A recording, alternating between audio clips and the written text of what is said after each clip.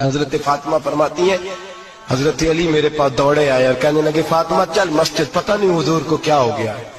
हुजूर रो रो के बेहाल हो गए और हुजूर हुजरे में रो रहे और हिचकियों की आवाज मस्जिद में आ रही है। चल जरा चल के हुजूर की बात के क्या हुआ है, हमारी तो ताकत नहीं अंदर जाने की।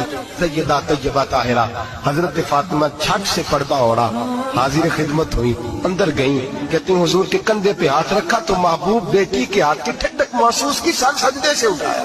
फरमाया फातिमा आ गई हो?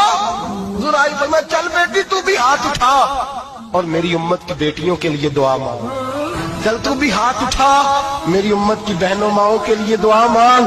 महबूबा क्या हुआ? मेरे हबीब ने फरमाया रात मुझे दिखाया गया है दोज़ख में कुछ बीबियां हैं, उनके बाल फरिश्तों ने बांधे हुए हैं और उन्हें गुर्ज मार रहे हैं। वो चीखती चिल्लाती है और मदद के लिए पुकारती हैं, वो बड़ी तकलीफ में हैं। बीबी साहब अर्ज करते हैं या रसूल अल्लाह उनकी गलती क्या है? तो मेरे नबी ने फरमाया वो बारीक दुपट्टा ओढ़ती थी, वो बारीक दुपट्टा ओढ़ती थी, उनके बाल चमकते थे, गैर महरमों की नजर पड़ती थी, उन्हें दोज़ख में सजा मिलेगी, वो चिल्लाएंगी चीखेंगी, उनकी मदद को कोई नहीं पहुंचेगा। चल तू हाथ उठा दुआ मांग।